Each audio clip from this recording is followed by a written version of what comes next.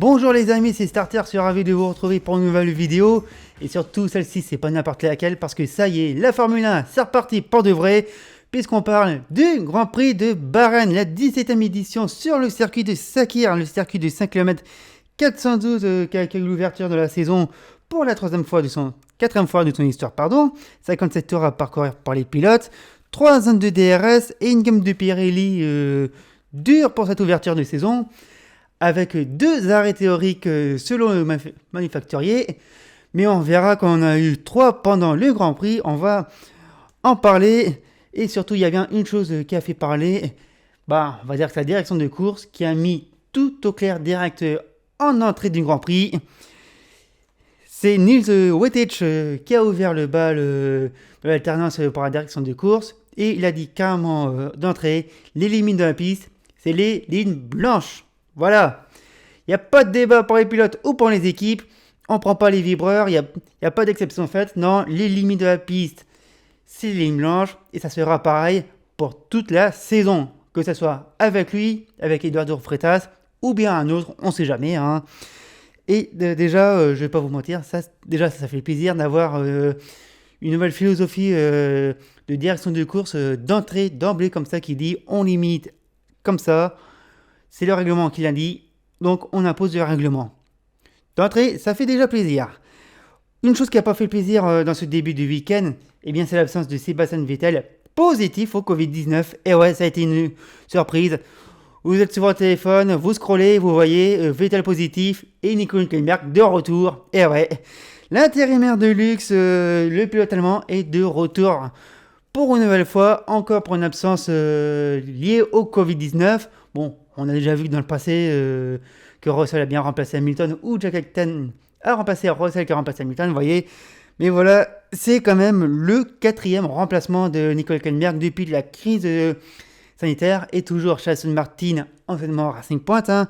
Pour rappel, en 2020, il avait déjà remplacé 2 fois Sergio Pérez pour les 2 Grands Prix qui ont lieu à Silverstone, le Grand Prix de Grande-Bretagne et le Grand Prix du 70e anniversaire. D'ailleurs, le Grand Prix du 70e anniversaire, il avait fait une excellente qualification, puisqu'il partait 3e sur la grille. Et son 3e remplacement, c'était pour Lance Stroll au Grand Prix de l'Eiffel sur le tracé du Nürburgring. Il arrive comme ça d'emblée pendant la qualification, découvre la voiture sur le circuit. Bon, voilà.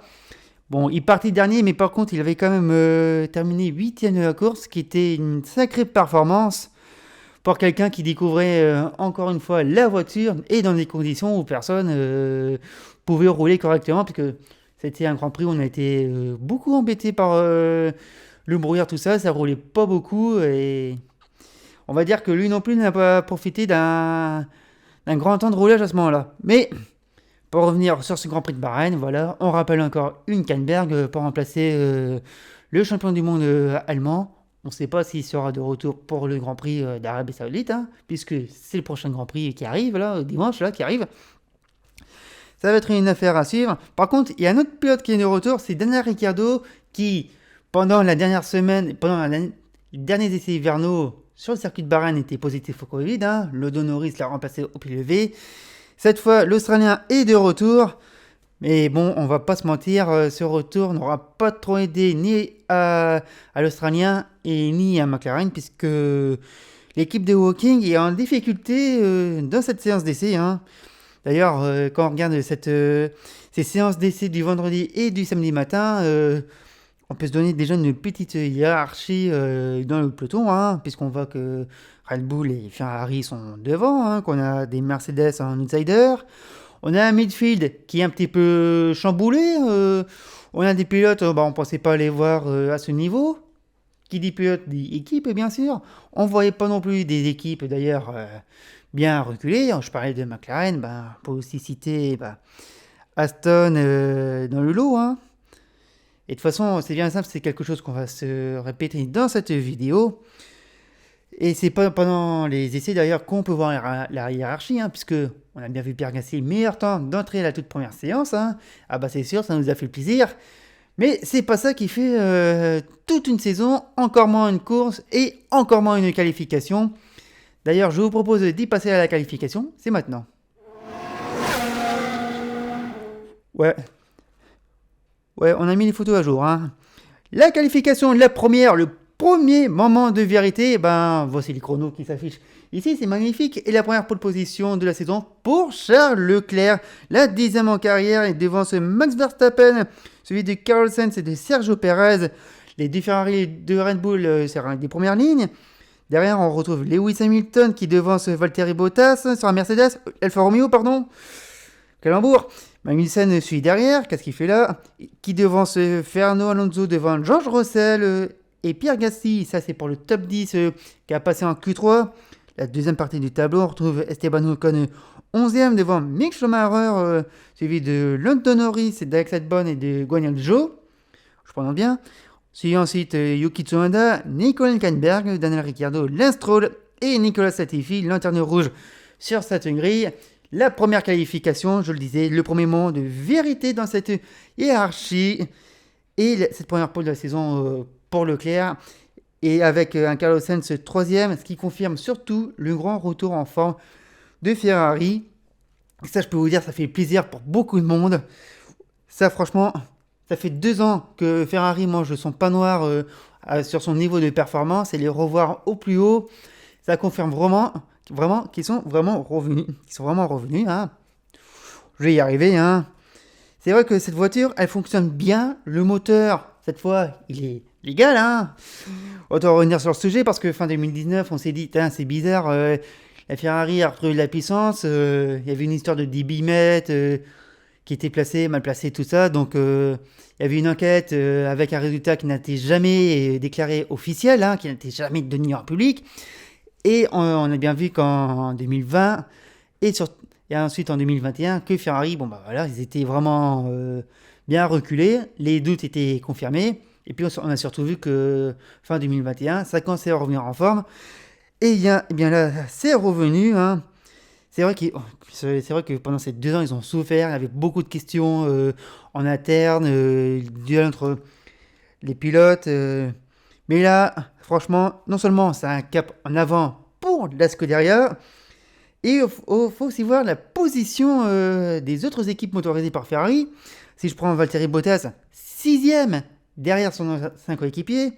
Magnussen, 7e avec la Haas. Alors la Haas, ça fait 3 ans qu'elle est à la rue cette voiture avec 2019 où le règlement n'a pas du tout suivi. 2020, voiture pas développée. 2021, idem. Là, 2022, nouveau règlement. Haas qui rebondit.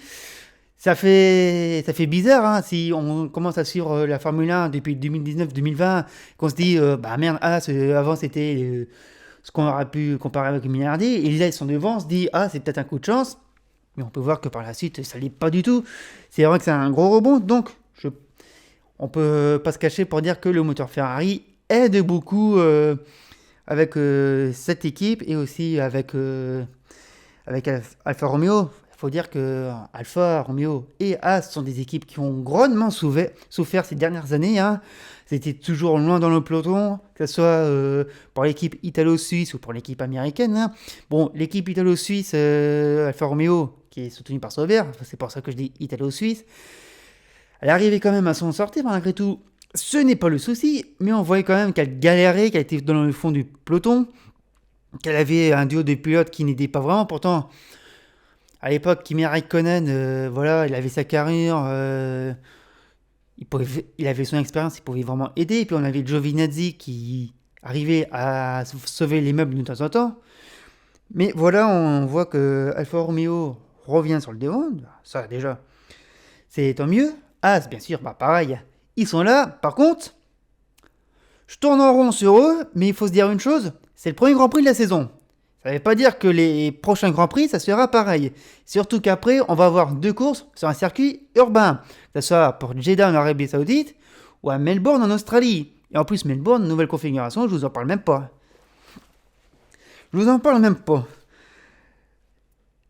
Pour revenir à Ferrari qui aurait pu signer une première ligne, ils auraient pu, hein, ils ont le potentiel, on va pas se mentir. Eh bien non, c'est pas le cas, puisque entre les voitures rouges, ce n'est sans compter sur Max Verstappen qui s'est intercalé. Et ouais, le double champion du monde a aussi répondu présent dans cette séance de qualification. Faut dire qu'il a aussi répondu présent pendant les séances d'essai. Hein. À plusieurs reprises, il a frappé plusieurs coups. Et franchement, ça veut tout dire aussi dans la grande forme de Red Bull. Hein. De toute façon, on l'a vu pendant les essais hivernaux. On a bien vu que l'équipe autrichienne répond présent avec une voiture au concept très prometteur, très agressif. Hein. Et franchement, c'est une voiture qui fonctionne bien. Je me comprends, hein. Enfin, c'est sûr, vendredi ça marchait bien, samedi ça marchait très bien également. La preuve pour Sergio Pérez, 4e temps pendant les qualifications, c'est très bien aussi, c'est un très bon début de saison pour le Mexicain. Lui qui n'est pas un homme du samedi, qui fait pas de grandes qualifications avec ses résultats dans le passé. Mais là, on voit que non seulement il a 3 dixièmes de Verstappen, c'est quelque chose, c'est-à-dire qu'il a une voiture qui se comporte très bien avec lui. D'ailleurs, même en course, on l'a vu, mais ça, on va parler. Il a démarré quand même doucement sa qualification, le Mexicain, on va pas se mentir. Mais après, il a commencé à sortir les watts, il a commencé à être au niveau de son coéquipier. Bon, il y en a qui vont dire au niveau de Verstappen, 3 dixièmes, c'est pas beaucoup, mais c'est quand même très bien, surtout pour un premier Grand Prix. Ça donne le ton. Et puis surtout, il faut remarquer une chose, on a quand même les premiers qui se maintiennent en 3 dixièmes dans les chronos. C'est quelque chose, je peux vous dire que c'était bien serré dans ce peloton tout en haut de l'affiche. Qu'est-ce qu'on a vu aussi dans cette séance de qualification? Bien sûr, on n'a pas que les voitures motorisées Ferrari et que les Red Bull. On a la troisième force qui se confirme, hein. On en parlera par la suite. Je vais parler quand même de Mercedes. 5e sur un grille avec Lewis Hamilton. Un peu en retrait, mais pas coulé, parce qu'on a quand même vu sur les essais libres en préparation de la qualification que les Mercedes pouvaient répondre présent, mais ils sont quand même en retrait, on va pas se mentir. Hein. Et de toute façon, l'équipe s'attendait à ce résultat. Il y en a qui disent ouais, mais voilà, Mercedes ces dernières années, on n'est pas en forme, ils bluffaient, c'était toujours devant. Non, pour le coup, la Mercedes ne bluffe pas, voilà. Ils visaient la 5e place, voilà, ils sont 5e sur la grille. Elle s'attendait à ce résultat. Et encore, elle doit encore comprendre son nouveau concept de ponton carrément supprimé. Hein. En plus, elle est encore victime de marsouinage. Hein. Ces voitures qui n'arrêtent pas de rebondir sur la piste. D'ailleurs, c'est pas les seuls. Et pour sa première vraie qualification avec Mercedes, je vais parler de George Russell, puisque oui, le one-shot de Shakir, il n'est pas représentatif, hein, même s'il a mis la Montabota ce week-end-là. Eh bien, le jeune anglais est quand même très loin, 9e sur la grille. C'est vrai que déjà, j'ai pas compris sur le moment pourquoi Mercedes a voulu ressortir en pneus usés à la première tentative de la Q3. Ça leur ressemble pas du tout. D'habitude, on tape dans les pneus neufs, mais là, ça n'a pas été le cas. Ils ont réservé plutôt ça pour la deuxième tentative. Et je pense que déjà, non seulement ça n'a pas aidé Russell, hein, qui a quand même s'est qualifié très loin sur la grille, hein, 9e, je le rappelle. Et ça n'a peut-être pas aussi aidé Hamilton à essayer de performer. Mais enfin bon, on sait que Brackley s'attendait peut-être à cette performance. Mais il y a quand même un sacré écart entre Hamilton et Russell. Hein. Bon, après, premier Grand Prix, ça ne veut rien dire. Voilà, c'est ce qu'il faut se dire. C'est le premier Grand Prix, c'est pas représentatif de toute la saison. Mais ça donne quand même des indications. Hein. D'ailleurs, sur les indications, il y a aussi le midfield, ce qu'on appelle le milieu de grille, et qui lui est totalement chamboulé. Je vous ai évoqué Alfa Romeo et As. Tu m'étonnes, c'est des sacrés invités surprises de les voir à cet endroit-là. Surtout quand on voit un Mick Schumacher 12e en qualification, qui est son meilleur résultat dans cette séance. Hein. Ça lui fait plaisir. Et on voit qu'il y en a qui n'en profitent pas, par contre. Je parlais d'Alpine et de Alpha Tauri. Et ouais, ils n'ont pas profité, l'équipe française et la petite Scuderia. Pour commencer, on a un Esteban Ocon qui était ralenti parce que voilà, vendredi il a cassé ses pièces pour une mauvaise fixation sur sa voiture, hein. Ces pontons redessinés qui sont sortis le jeudi aux vérifications, bah voilà, ils sont cassés, ils ont volé en pièces. D'ailleurs, pendant les essais, ça a déclenché un drapeau rouge. Donc, obligé de revenir à une ancienne configuration. On a aussi un Pierre Gasly qui a sorti une grosse performance avec sa voiture parce que il disait le vendredi matin la voiture marchait très bien et le vendredi soir, ah bah alors, nulle part, il n'a pas compris, nous non plus d'ailleurs. Et c'est vrai que c'était un peu une galère pour, euh, pour le pilote normand d'AlphaTauri. Quand on voit où est Yuki Tsunoda sur la grille, c'est vrai que ça fait un peu loin. Et c'est dommage qu'on a deux équipes, Alpine et AlphaTauri, qui n'ont pas du tout profité un peu de la situation. Bah, faut dire qu'on ne s'attend pas à voir As et Alfa Romeo si bien placés, hein. Mais n'empêche, il faut dire que As et Alpine s'en sortent quand même bien en vue des places sur la grille. Parce que quand on voit que As est 7ème avec Magnussen et 11ème avec Schumacher, c'est pas mal. Puisque Alpine fait aussi 8ème avec Alonso et 11ème avec Ocon. Bon, on se dit, c'est normal, c'est Alpine, hein. Mais on voit quand même que ça profite pas pour Alfa Romeo, hein, où c'est une grands écarts. D'ailleurs, Guanyu Zhou, qui s'est qualifié 15e, il a été très propre en qualification, c'est pas mal. Et bien, là, je parlais de AlphaTauri, voilà, je voulais enchaîner avec eux. AlphaTauri, quand Pierre Gasly fait 10e et Yuki Tsunoda fait 16e, bon, évidemment, là aussi, c'est un grand écart. Limite, on est habitué. Mais voilà, c'est pour dire que ceux qui s'en sortent le mieux pour l'instant dans ce midfield, c'est As et Alpine. Et bien sûr, il y en a qui déçoivent dans cette qualification. Bien sûr, je vais parler, pour commencer par McLaren, hein, qui sont loin, mais loin. Ah, ils sont tellement loin, on se dit, mais c'est pas possible, ils vont quand même pas partir du centre-ville de Manama. Ah si, tiens. Et puis, c'est pas mieux, puisque on a Aston Martin, ils partent encore plus loin. Ah oui, bah là, ils partent du port, hein. On a même Stroll qui est en train de couler. Oh, Lance. Ah, il sait pas nager en plus, oh, bah ça aide pas. Enfin bref, sérieusement, McLaren, qui est loin, qui déjà ne comprend pas encore son concept aérodynamique de sa voiture, puisque le samedi matin, pendant la dernière séance libre, on a vu qu'ils utilisaient encore du Flowis, de cette peinture fluo, pour voir les flux aérodynamiques sur la voiture. Et oui, ils utilisaient encore ça.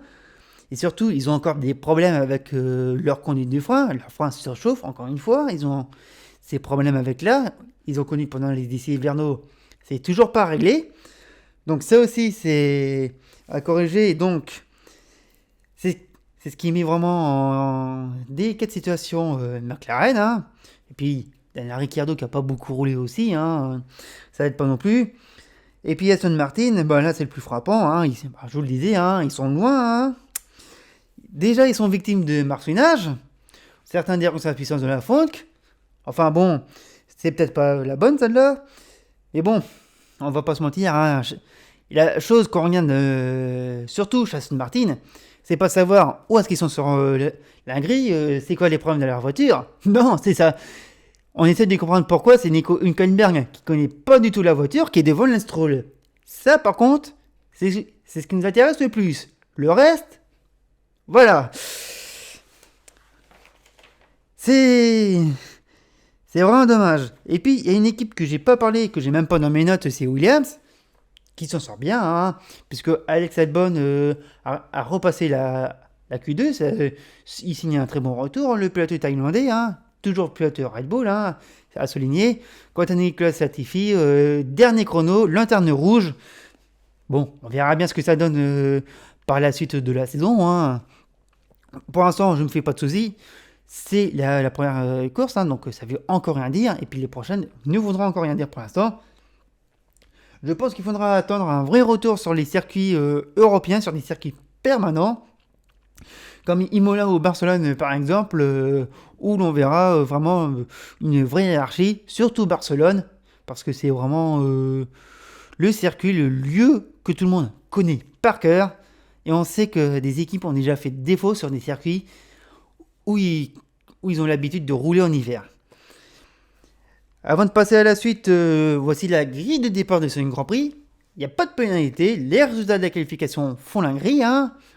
Donc Leclerc, Verstappen, Sainz, Perez, tout ça. Ça promet très bien pour la course, et d'ailleurs la course, on va en parler maintenant. Allez. Il est temps d'évoquer ce Grand Prix de Bahreïn avec, pour commencer, les résultats. La victoire de Charles Leclerc qui devance Carlos Sainz et Lewis Hamilton sur le podium. Podium presque inattendu, hein, un double Ferrari, une Mercedes. On va vraiment l'évoquer si vous avez vraiment raté la course, vous allez comprendre. Suivant ensuite George Russell devant Kevin Magnussen, Valtteri Bottas, Esteban Ocon, Yuki Tsunoda, Fernando Alonso, Guanyu Zhou. Et le meilleur tour en course. Et pour Charles Leclerc, une 34 570. Et ouais, le record de Pedro de la Rosa, je cherchais son nom, il tient toujours. Oui, Pedro de la Rosa a encore le meilleur tour en course à Bahreïn. C'était en 2005 sur McLaren, en remplacement de Juan Pablo Montoya. D'ailleurs, on en a parlé sur cette vidéo avec ces pilotes qui ont fait des retours plus ou moins réussis. Je vous invite à aller la revoir si vous ne la connaissez pas. Mais en ce qui concerne la course, une course assez sympathique, hein, dans le fond, on va pas se mentir. Mais surtout, nous, ce qui nous a retenu notre attention, et c'est peut-être l'un des faits de course, l'un des moments qu'on a vraiment retenu, et bien c'est la lutte entre Charles Leclerc et Max Verstappen, juste après la première vague d'arrêt au stand. Des arrêts au stand très tôt d'ailleurs, parce que bon, déjà on a vu des pilotes qui sont arrêtés vers le 11e tour. Et ici, pour nos deux prétendants, les premiers arrêts ont lieu au niveau du 15e et du 6e tour. 15e tour par Max Verstappen, 6e tour par Charles Leclerc. Deux pilotes qui se sont fightés. Et franchement, leur combat était juste incroyable. Ah, franchement, les deux là, ils nous ont régalé. Une lutte sans merci, un mano à mano pendant 3 tours, un coup toi, un coup moi. C'était vraiment exceptionnel. On a pu voir que franchement, que la Red Bull arrivait à suivre la Ferrari, que la Ferrari arrivait à suivre la Red Bull. Après, il y a peut-être des explications à ça, hein, parce que c'est peut-être parce que c'est une zone DRS, hein, ça aide. Je sais. Mais n'empêche, la lutte était très intéressante. Déjà, en général, on peut voir que les voitures arrivent à se suivre pendant le Grand Prix. Ça nous a vraiment confirmé que ça commence très bien, ce nouveau règlement. Même bon, si certains dépassements sont aidés par le DRS. Mais n'empêche, ça peut attaquer, et on l'a bien vu avec la Red Bull et la Ferrari. C'était des combats sans merci au niveau du premier et du quatrième virage. On voit que les voitures arrivent à se suivre sans être décrochées. Ah, bien sûr, sans être décrochées, c'est pas question pas avec des questions de centièmes, de millièmes. Non. C'était vraiment peu de choses, arriver à se suivre. Ça jouait vraiment à pas grand chose, arriver à rester dans les zones DRS. Et ça a quand même mis fin avec une bonne vieille astuce de course. Leclerc a carrément sacrifié le premier freinage pour laisser Verstappen repasser devant lui. Et Verstappen, comme un bleu, est tombé dans ce panneau. Il passe sans difficulté, sauf qu'il va aller bloquer sa roue avant droite. Et du coup, c'était terminé pour le Hollandais. Leclerc est repassé sans trop de difficultés sur un Red Bull. C'était fini. Le pilote Ferrari a gardé sa position. Et franchement, déjà, le coup qu'a fait Leclerc, c'est vieux comme le monde. Mais il y a une chose aussi qui est intéressante, c'est de voir déjà qu'on a beaucoup de blocage sur le train avant, du fait que c'est beaucoup délesté avec le nouvel règlement aéro, et surtout les 18 pouces, hein, c'est ce qu'il faut noter. Et surtout, on a des pneus qui ne surchauffent plus du tout, je vais y arriver. Les pneus ne surchauffent plus du tout quand les voitures se suivent, ça aide. Par contre, on peut quand même noter une certaine dégradation qui est un peu plus prononcée qu'avant. Mais dans l'ensemble, on voit quand même que les voitures arrivent à se suivre, que les pilotes arrivent à attaquer, même là où on ne le pense pas du tout. Après, bien sûr, l'inconvénient, ce sont la plupart du temps là où il y a des zones DRS. C'est un peu le problème, mais attention, il ne faut pas oublier que par la suite, avec ce règlement, on pourrait se passer des zones DRS. Des zones DRS et du DRS tout court. Pour l'instant, on n'y est pas encore. Il faut attendre pour voir si ça peut se confirmer de s'en passer, mais on n'y est pas encore. Mais par contre, je peux vous dire que là, Verstappen Leclerc, non seulement ils nous ont régalé, et on s'est dit, s'il y a une deuxième vague d'arrêt au stand, qui est arrivée assez vite d'ailleurs, peut-être qu'ils vont nous la refaire. Malheureusement, c'était pas le cas, parce qu'on n'a pas eu de deuxième duel entre les deux après la deuxième vague d'arrêt au stand. Hein. D'ailleurs, deuxième vague qui est arrivée assez vite. Hein. J'ai pas noté, mais de mémoire ont été au niveau de la mi-course. Et d'ailleurs, les deux pilotes ont gardé la même stratégie. Hein. Verstappen qui s'est arrêté en premier, suivi de Leclerc. Et pourtant, le Verstappen aurait pu être devant Leclerc. Et il aurait pu être à 2 fois. Pourquoi je dis ça? Eh bien, il se passe qu'il y a un moment, on a entendu le pilote Red Bull pester dans la radio contre son équipe. Il y en a qui diront, bon, rien d'étonnant, hein, c'est pas nouveau. D'ailleurs, c'est pas le seul à le faire. Mais c'est vrai qu'on l'a beaucoup entendu à ce sujet, Verstappen, puisque voilà, Red Bull a donné comme consigne à l'équipe, à Verstappen, pardon. Red Bull a donc donné comme consigne à Verstappen, surtout ton tour de sortie des stands, tu le fais propre, t'abîmes pas trop tes pneus. Tu reviendras normalement sur ton adversaire, puisqu'on fait un undercut. Bah, 2 fois, l'undercut n'a pas marché. Enfin, la première fois, oui, puisqu'il était dans les échappements de Leclerc. Mais la deuxième fois, ça n'a pas marché. Faut dire aussi qu'il y a une explication à ça, et je vais vous donner vraiment le bon exemple juste après. Il y a une chose qui est un peu passée sous les radars dans le nouveau règlement, c'est ce qui concerne la chauffe des pneumatiques avec les couvertures chauffantes. Il y a une chose qui est vraiment passée sur les radars, parce que même pendant le Grand Prix, je l'ai cherché, mais c'est un peu bizarre. En fait, il se passe que les couvertures chauffantes, à l'avenir, la Formule 1 voudrait carrément s'en passer, comme on voit en IndyCar. Puisqu'en IndyCar, il y a un peu de couverture chauffante, les pneus sont censés être froids quand ils sont montés sur la voiture et chauffer très rapidement dès qu'ils sont en piste, hein, que ce soit les tendres ou les durs. Il n'y a que 2 gammes de pneumatiques en IndyCar. Le truc, c'est qu'en Formule 1, on a encore les couvertures chauffantes, mais la température est réduite. Avant, on était à 90 degrés sous les couvertures chauffantes. Aujourd'hui, on est à 70 degrés. Il y a 20 degrés de différence. Vous allez dire, c'est pas énorme vu comme ça? Ouais, mais attention, déjà, 1 degré de température, en ce moment, vous devez le ressentir. Alors, 20 degrés pour les pneus, c'est une sacrée différence. Et ça se voit directement vu type, la type de gomme qui est montée sur la voiture. Les softs, c'est sûr, c'est une gamme très tendre, ça va chauffer vite. Les médiums, ça va chauffer un peu moins vite. Mais alors, les pneus durs, ça va mettre du temps à chauffer. Et c'est là où je veux en venir, parce que dans les premiers arrêts au stand, les premiers à s'arrêter, c'était Hamilton et Alonso. Mais le tout premier, c'était vraiment Hamilton qui, lui, a chaussé les pneus durs, très durs à chauffer, donc. Ah ben, sorti du stand, il a galéré, hein. Il s'est même retrouvé en lutte contre Guan Yu Zhou avec l'Alfa Romeo. Il était sur de la glace, l'anglais. Il a mis énormément de temps à chauffer sa gomme. On l'a même vu, hein, dans la ligne droite pour aller jusqu'au virage 4, il zigzaguait, c'est « Allez, chauffe, faut y aller, hein, faut attaquer, là, tout de suite, maintenant !» Bah ouais, mais bon, 20 degrés de différence de température pour la chauffe, la gomme la ressent très bien.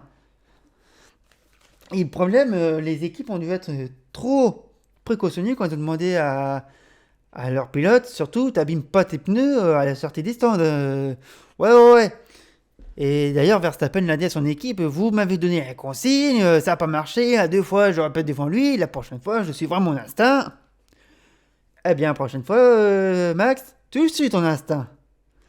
Parce que c'est vrai que, voilà, c'est des pilotes, c'est eux qui font le boulot, ils sont à la voiture, c'est vrai qu'ils sont aidés par leur équipe, on va pas se mentir, hein, ils ont toujours leur ingénieur piste qui leur parle tout le temps pour des infos, pour passer sur tel mode, donner les écarts, répondre à telle question, tout ça.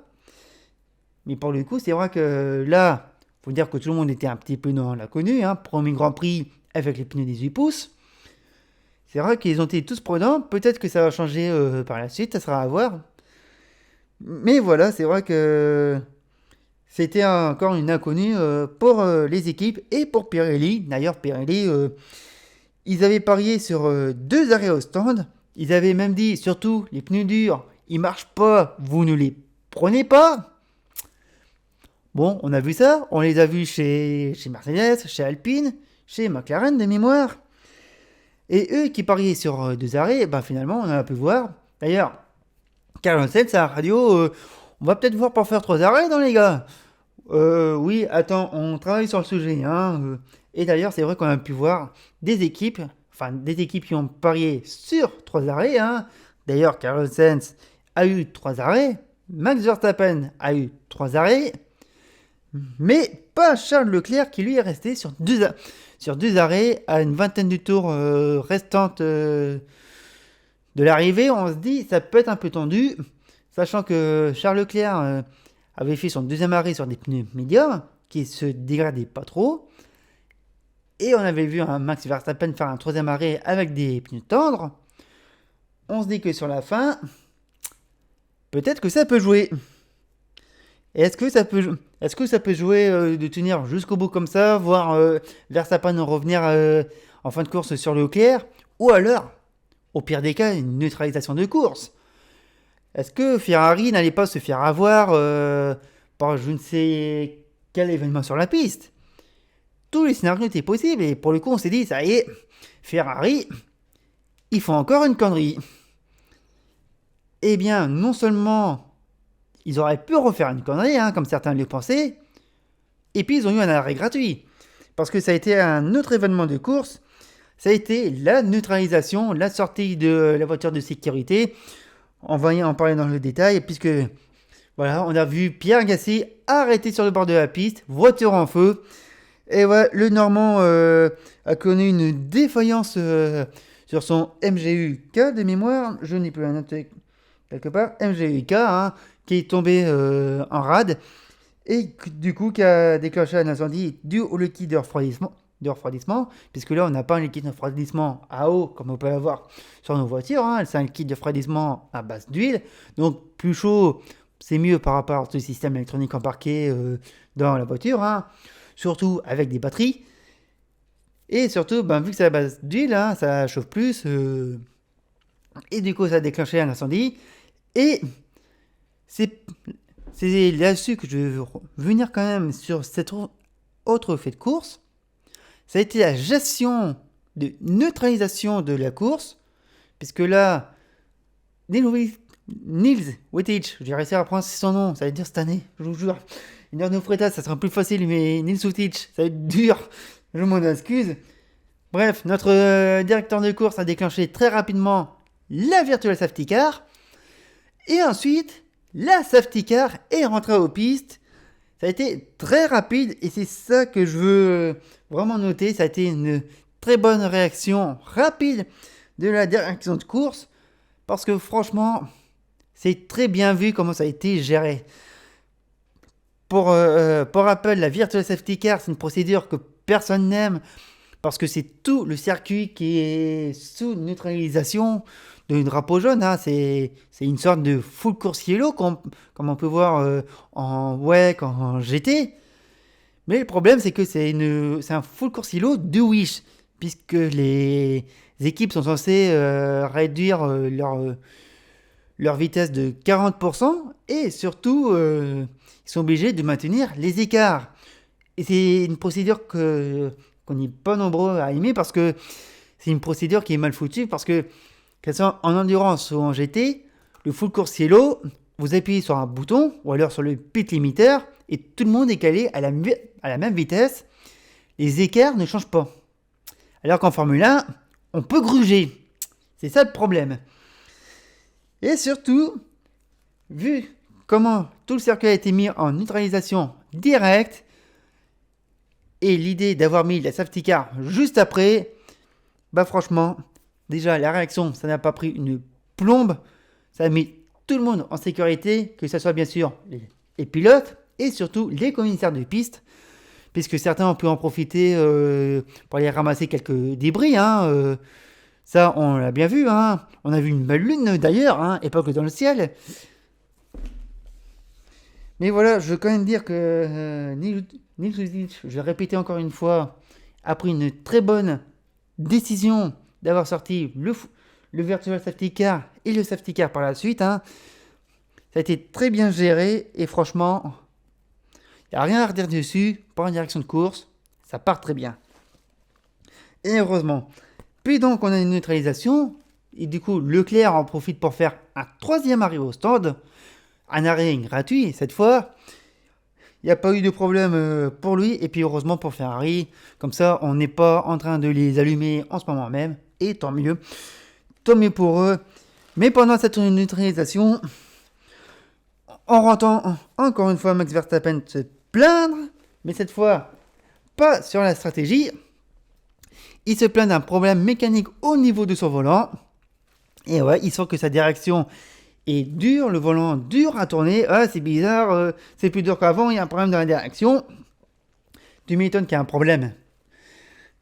Et ça, c'est une information que je tiens de Craig Scarborough, qu'on peut retrouver aussi sur Twitter, hein, sur les réseaux sociaux, qui explique très bien toute la technologie de la Formule 1, hein, que ce soit pour les moteurs, les voitures, tout ça. Si vous ne connaissez pas, allez voir sur son compte Twitter, il est exceptionnel, cet ingénieur anglais, qui a expliqué d'où venait le problème de direction de Max Verstappen. Ça vient pas de la crémaillère, hein.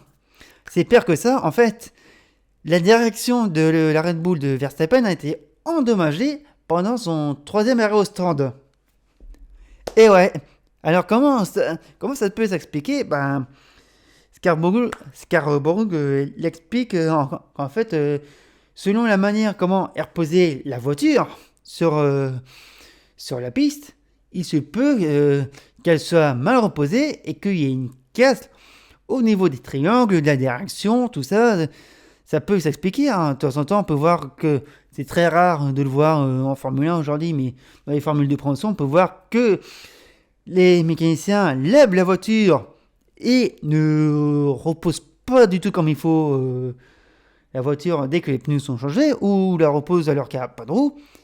Et c'est pendant un arrêt comme ça. Bon, pourtant, visuellement, l'arrêt s'est très bien passé, hein, il n'y a pas de souci. Mais peut-être que la voiture a été mal reposée.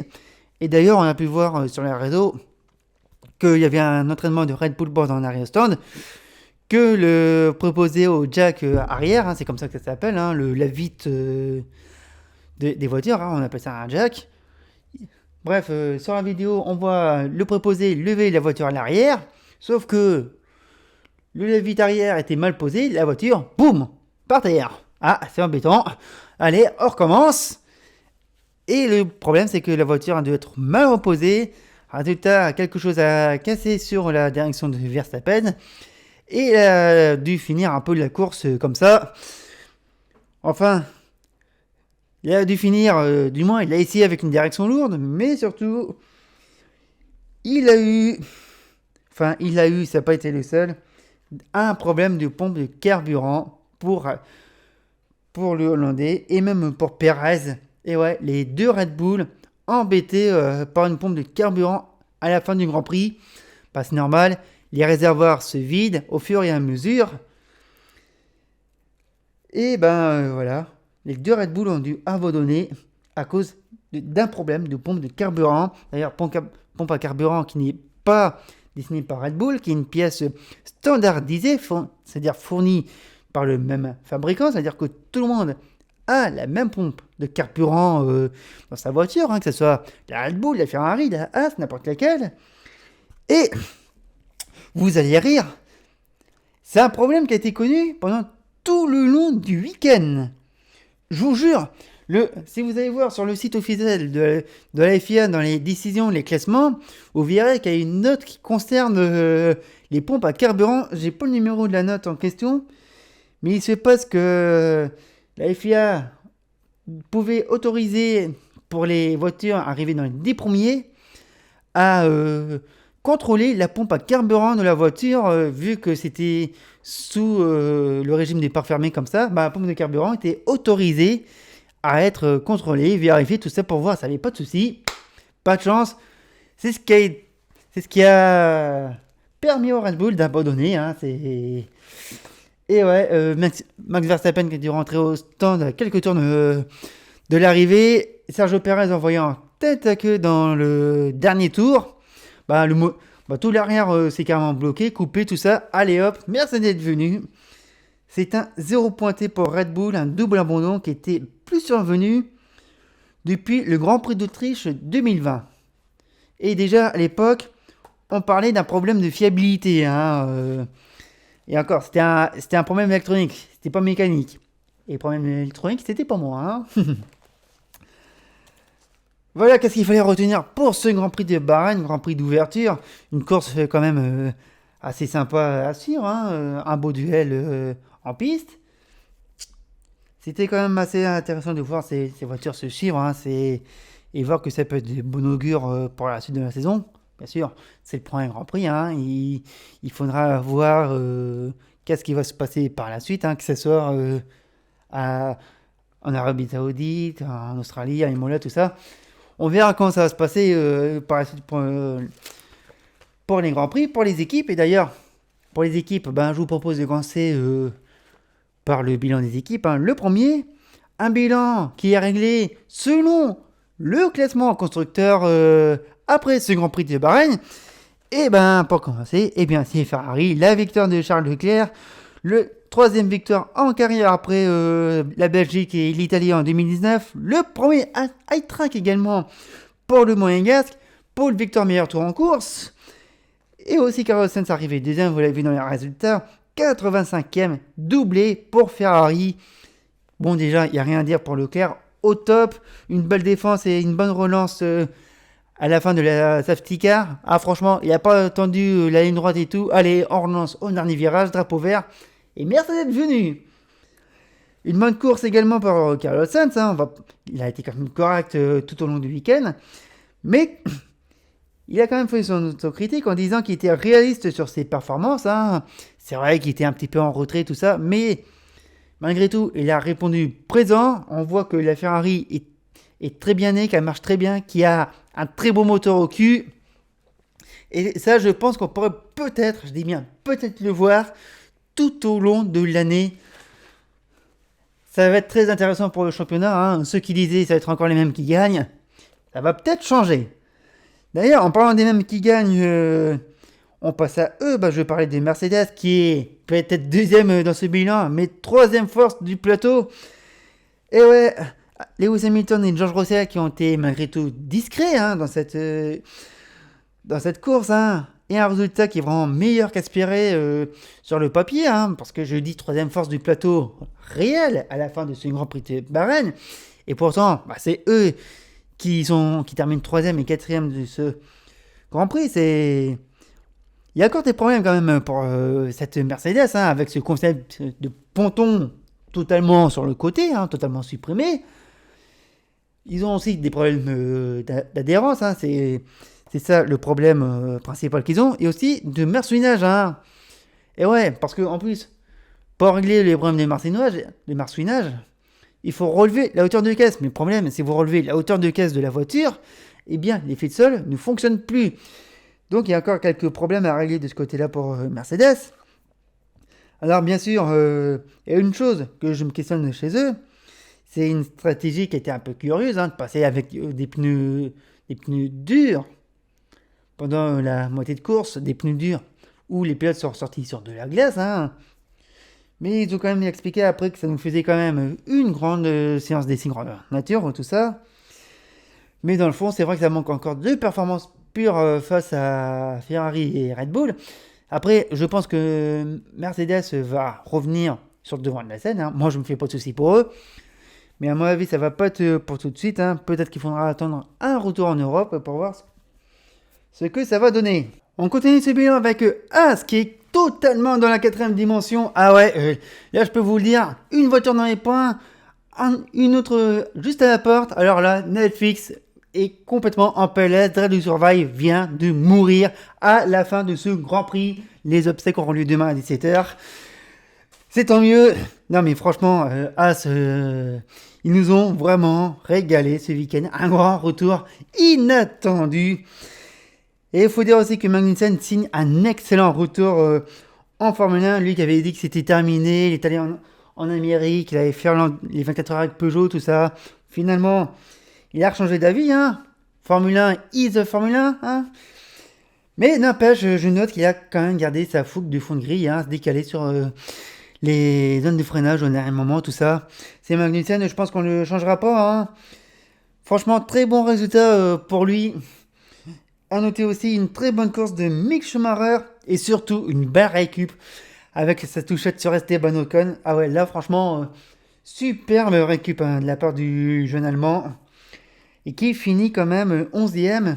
Meilleur résultat en course pour Mick Schumacher. Et je pense que c'est pour un Grand Prix, je le dis, je le répète.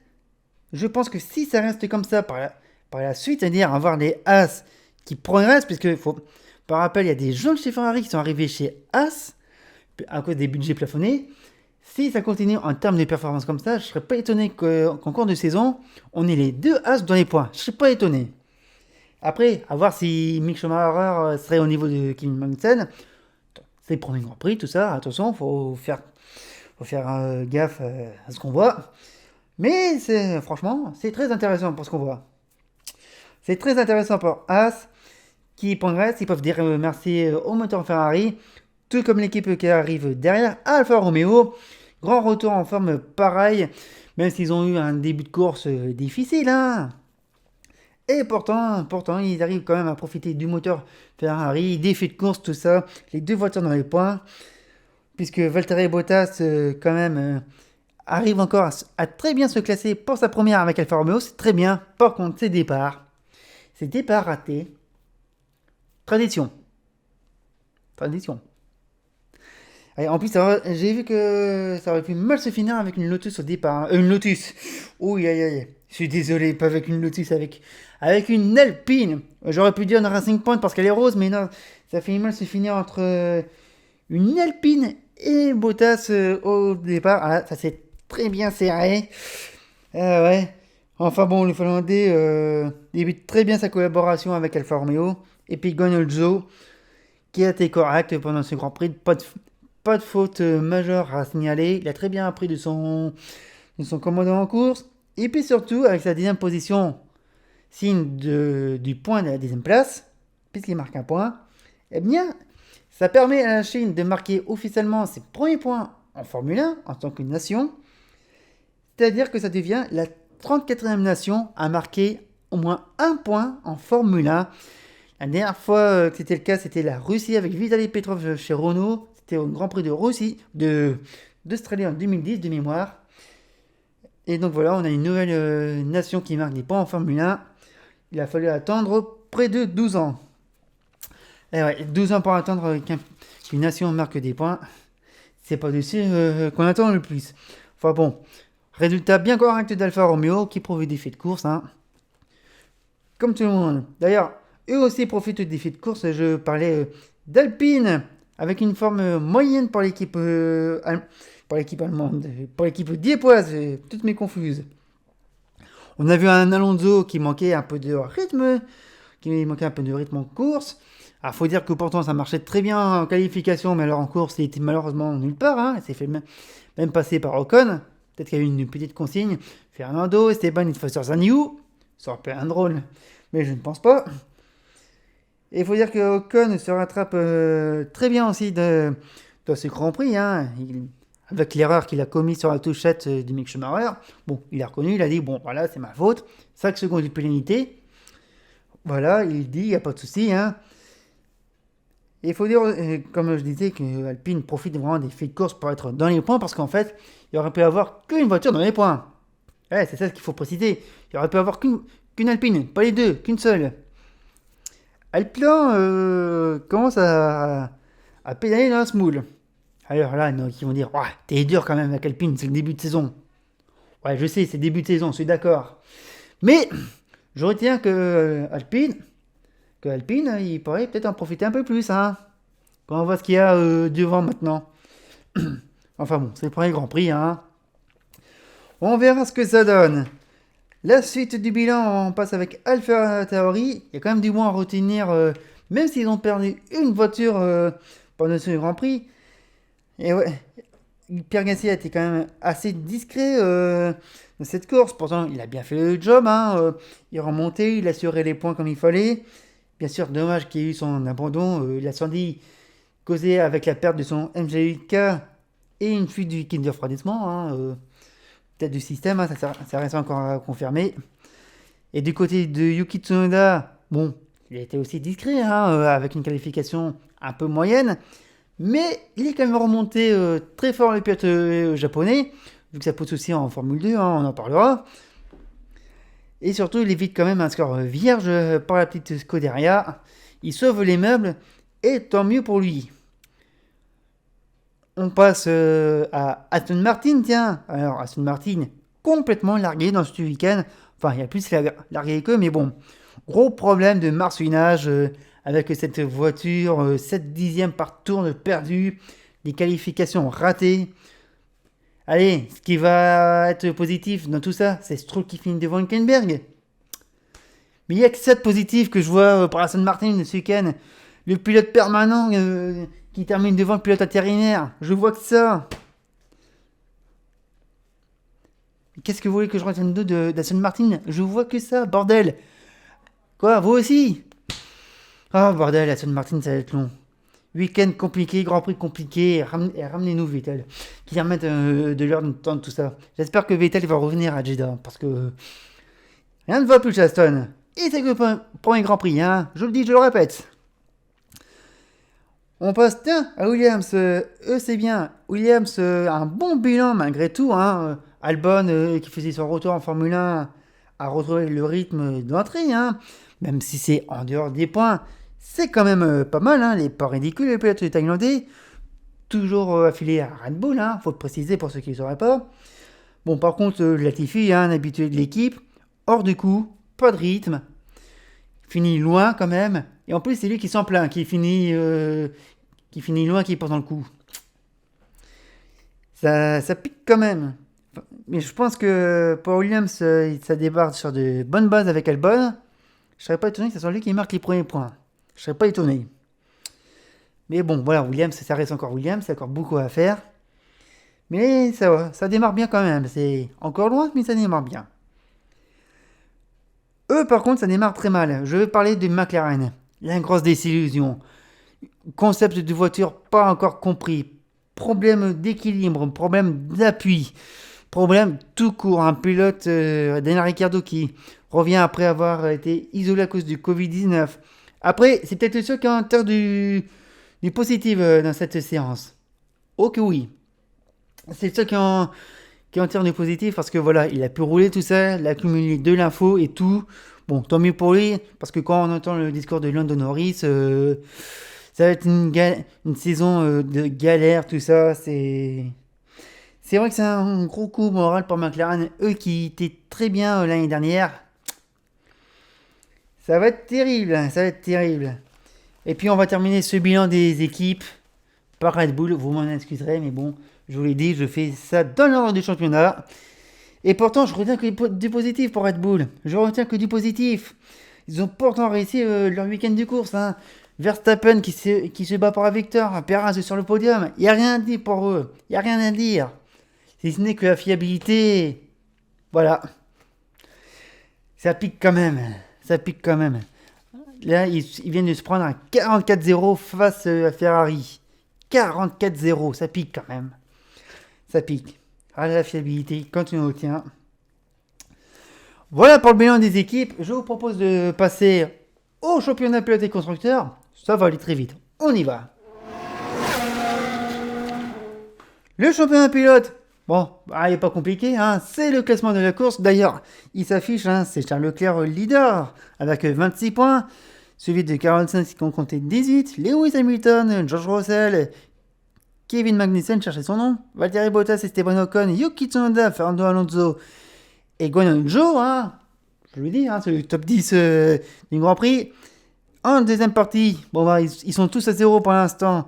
On retrouve dans l'ordre Mick Schumacher, Lance Stroll, Alex Albon, Daniel Ricciardo, Lando Norris, Nicolas Latifi, Nico Hülkenberg, Sergio Perez, Max Verstappen et Pierre Gasly. Et ouais, les pilotes Red Bull en fond de classement. C'est Helmut Marko qui doit être content en ce moment, c'est moi qui vous le dis. Et du côté des classements constructeurs, alors là, c'est le pari réussi pour Ferrari, 44 points et leader du championnat. Devant Mercedes qui en compte 27, suivi de As 3ème avec 10 points devant Alfa Romeo, Alpine et Alfa Tauri. C'est pareil de 4-5 points, de 1 point pardon, entre Alfa Romeo et Alpine, de 5 points avec Alfa Tauri. Et puis derrière, ça suit avec Aston Martin, McLaren, Red Bull. Voilà pour les classements. Et avant de vous quitter, on a eu autre chose aussi en Formule 1 pendant ce week-end du Grand Prix de Bahreïn, puisque les pilotes tricolores ont triomphé dans les formules de promotion. Théo Pourchaire, vainqueur dans la course principale en Formule 2. À noter également la première victoire de Isaac Adjar en Formule 3 et aussi la deuxième de Victor Martins. Ça commence très bien pour nos tricolores en Formule de promotion. Ils vont être à suivre cette année. C'est vraiment le meilleur début de saison pour les pilotes français dans des championnats monotypes. Franchement, 3 victoires françaises sur les 4 en monotype, c'est juste exceptionnel. Bleu, blanc, rouge. Et on y est, c'est presque ça. C'était ça pour conclure cette vidéo. Merci à vous de l'avoir suivi jusqu'au bout. Désolé si vous avez vu des différences de luminosité sur cette fin de vidéo. Je m'en excuse, problème technique. Je vous promets de corriger ça à la prochaine vidéo. Sur ce Grand Prix, n'hésitez pas à commenter, à partager la vidéo. Starter, ça retrouver sur les réseaux sociaux, sur Twitter avec le compte Starter Débrief. Sur YouTube, n'hésitez pas à vous abonner. Un pouce si vous avez aimé, la cloche pour les dernières vidéos en ligne. On se retrouve très vite pour parler du Grand Prix d'Arabie Saoudite. Merci à vous, bravo. À bientôt.